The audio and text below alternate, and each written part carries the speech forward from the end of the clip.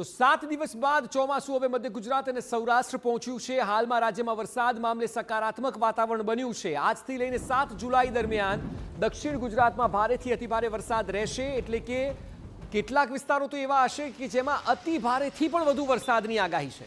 આવતીકાલની વાત કરીએ એટલે કે 2 જુલાઈની, ત્યાં સુરત, નવસારી, ડાંગ, વલસાડમાં રેડ એલર્ટ છે।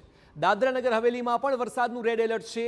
દક્ષિણ ગુજરાતના જિલ્લાઓ માટે 5 દિવસ સુધી રેડ એલર્ટ અપાયું છે।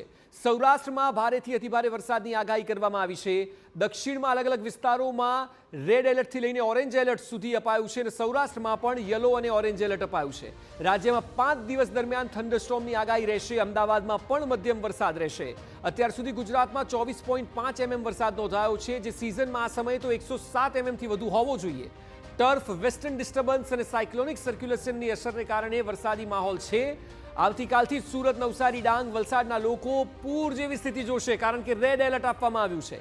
દાદરા નગર હવેલીમાં પણ વરસાદનું રેડ એલર્ટ છે, એટલે આ તમામ જગ્યાએ એટલો વરસાદ હશે કે જેને પૂરની વ્યાખ્યામાં ગણી શકાય। મુશળધાર વરસાદ, રેડ એલર્ટ આપવામાં આવ્યું છે દક્ષિણમાં અને સૌરાષ્ટ્રના કેટલાક જિલ્લાઓમાં।